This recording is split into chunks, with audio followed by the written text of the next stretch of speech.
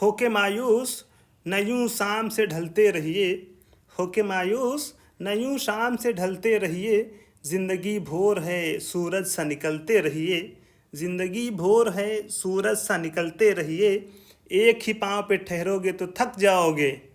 अर्ज किया है, एक ही पाँव पे ठहरोगे तो थक जाओगे, धीरे धीरे ही सही राह पे चलते रहिए, धीरे धीरे ही सही राह पे चलते रहिए। हेलो दोस्तों, कैसे हैं आप? दोस्तों एक बार फिर आप सभी का स्वागत है आपके अपने YouTube channel learn with KD पर। दोस्तों आज के इस वीडियो में हम जानेंगे एनसीईआरटी इकोनॉमिक्स बुक का बहुत ही महत्वपूर्ण चैप्टर उद्योग से संबंधित कुछ बहुत ही महत्वपूर्ण प्रश्न। तो दोस्तों देर किस बात की, आइए बढ़ते हैं अपने पहले प्रश्न की ओर। हमारा पहला प्रश्न है, सीमेंट उद्योग में कच्चे माल के रूप में किन खनिजों का प्रयोग किया जाता है? सही जवाब होगा ऑप्शन डी, उपर्युक्त सभी, चूना पत्थर, सिलिका और एल्यूमिना का। दोस्तों सीमेंट उद्योग को भारी व स्थूल कच्चे माल की आवश्यकता होती है, जैसे चूना पत्थर, सिलिका, एल्यूमिना और जिप्सम। इस उद्योग में चूना पत्थर का सर्वाधिक उपयोग होता है। विश्व में सर्वप्रथम आधुनिक रूप से सीमेंट का निर्माण 1824 ईस्वी में ब्रिटेन के पोर्टलैंड नामक स्थान पर किया गया था। दोस्तों सबसे पहले सीमेंट का निर्माण 1824 ईस्वी में हुआ था ब्रिटेन के पोर्टलैंड नामक स्थान पर। इसमें ब्रिटिश इंजीनियर जोसेफ स्पीडीन ने चूना पत्थर तथा चिकनी मिट्टी से जोड़ने वाला एक ऐसा नया पदार्थ बनाया जो अधिक शक्तिशाली और जलरोधी था। भारत का प्रथम सीमेंट उद्योग सन 1904 में चेन्नई में स्थापित किया गया था।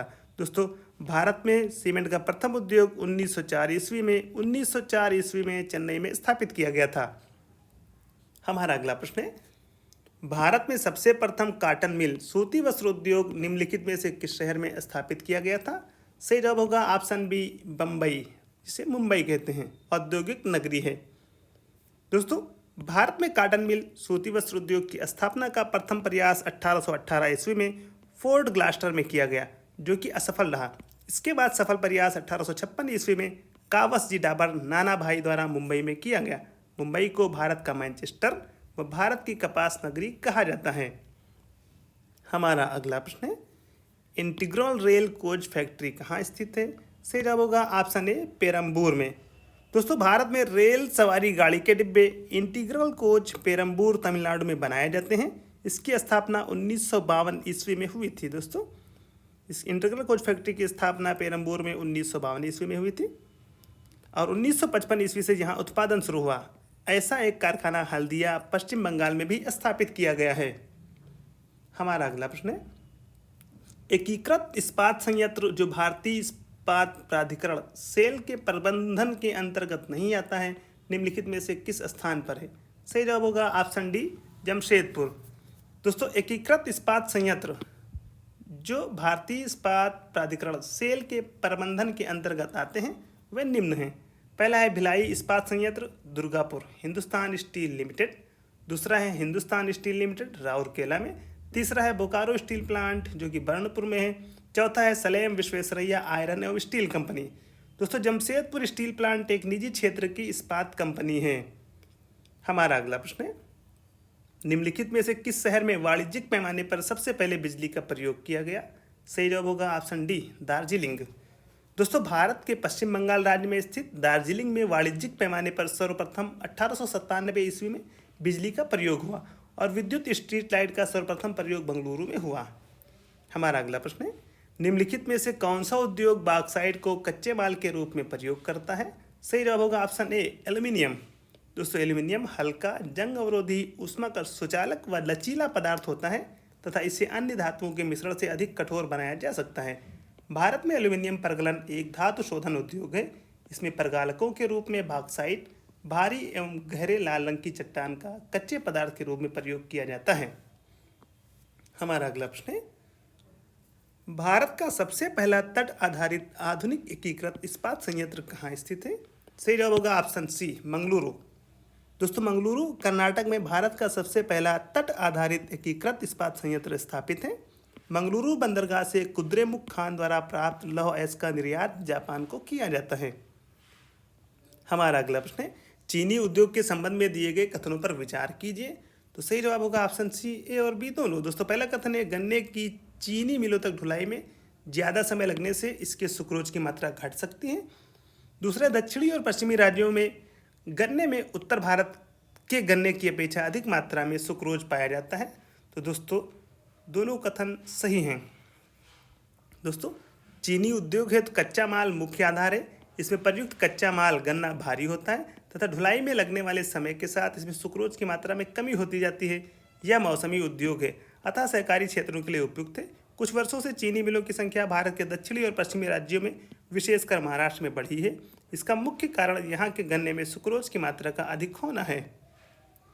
हमारा अगला प्रश्न है, निम्नलिखित में से कौन लौह इस्पात उद्योग जर्मनी के तकनीकी सहयोग से लगाया गया था?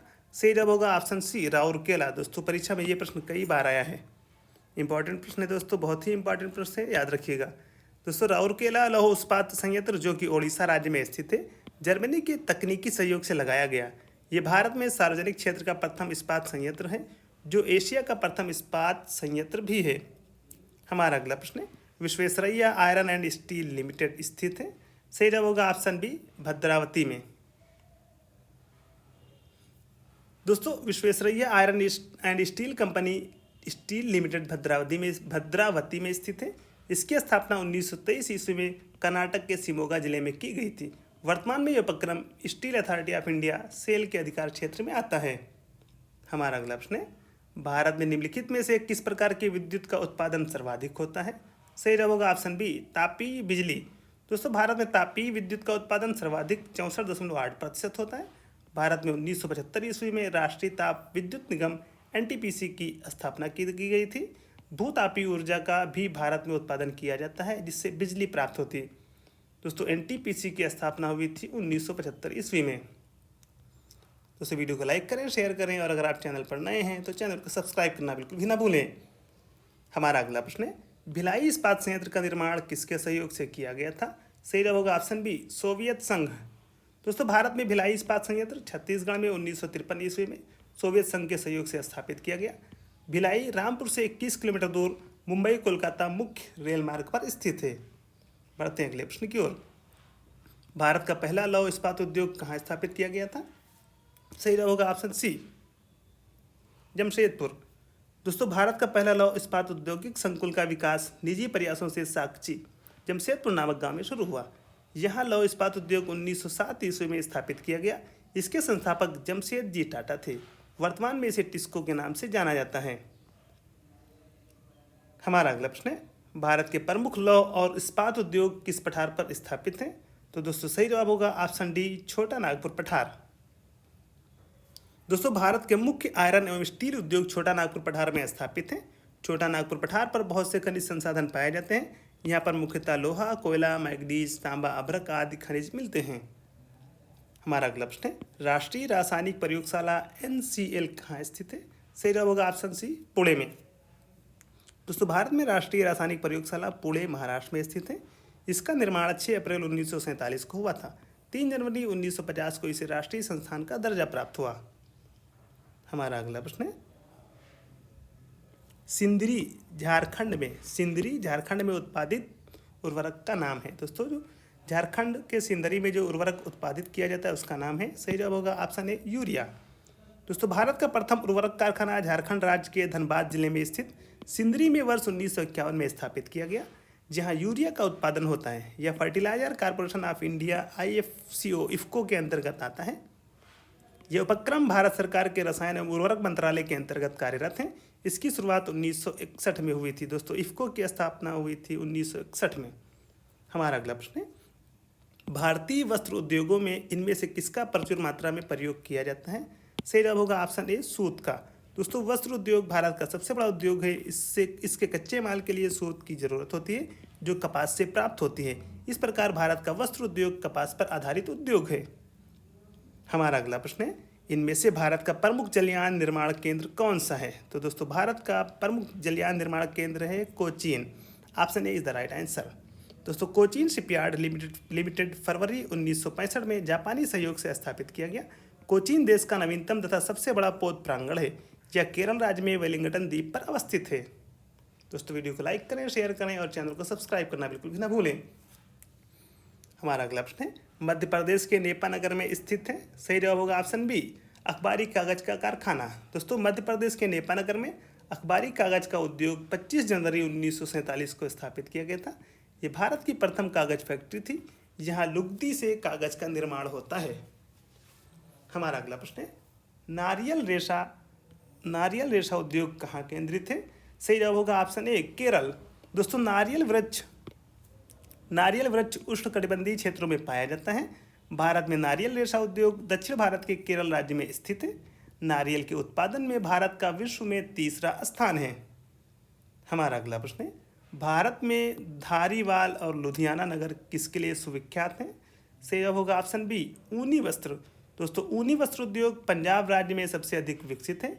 धारीवाल एवं लुधियाना नगर ऊनी वस्त्र के उत्पादन के लिए प्रसिद्ध है। हमारा अगला प्रश्न है, भारत में सबसे पुराना तेल क्षेत्र ऑयल फील्ड निम्नलिखित में से कौन है? सही जवाब होगा ऑप्शन डी, डिगबोई। दोस्तों, भारत में डिगबोई असम सबसे पुराना तेल क्षेत्र ऑयल फील्ड है।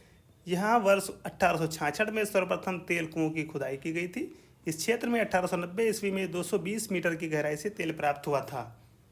हमारा अगला प्रश्न है, निम्नलिखित में से कौन सा राज्य शहतूत रेशम के कीट पालन में अग्रणी है? सही जवाब होगा ऑप्शन बी, कर्नाटक। दोस्तों, भारत में शहतूत रेशम कीट पालन में कर्नाटक का प्रमुख स्थान है। उसके पश्चात आंध्र प्रदेश, पश्चिम बंगाल एवं तमिलनाडु का स्थान आता है। देश में रेशमी सूत के उत्पादन में कर्नाटक अग्रणी राज्य है। भारत में 4 प्रकार की रेशम किस्में मिलती हैं, यथा मलबरी शहतूत, इरी, टसर और मूंगा।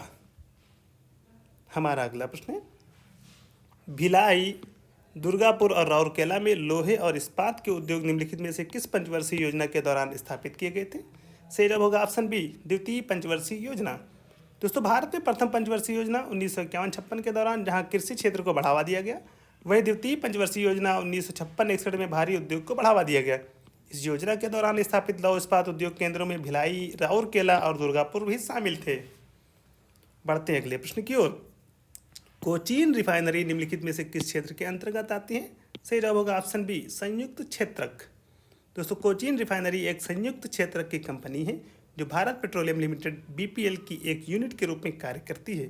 इसकी स्थापना 1966 में हुई थी। दोस्तों, कोचीन रिफाइनरी की स्थापना 1966 में हुई थी, 1966 में।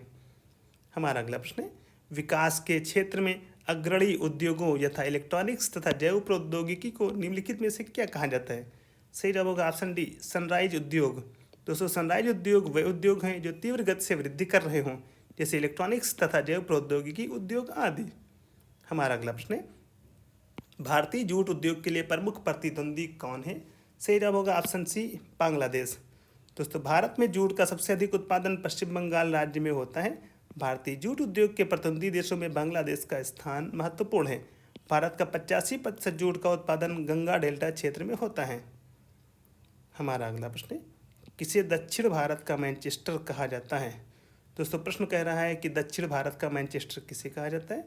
सही जवाब होगा ऑप्शन ए, कोयम्बटूर। दोस्तों, सूती वस्त्र की मिलों की अधिकता के कारण कोयम्बटूर तमिलनाडु को दक्षिण भारत का मैनचेस्टर कहा जाता है, जबकि कानपुर को उत्तर भारत का मैनचेस्टर कहा जाता है। दोस्तों, दक्षिण भारत का मैनचेस्टर है कोयम्बटूर, जबकि उत्तर भारत का मैनचेस्टर है कानपुर। हमारा अगला प्रश्न है, डायमंड पार्क क्या है? सही जवाब होगा ऑप्शन सी, ये वह औद्योगिक केंद्र हैं जो हीरो, सिंथेटिक जवाहरातों तथा आभूषणों के निर्माण और निर्यात को प्रोत्साहित करने के लिए बनाए गए हैं।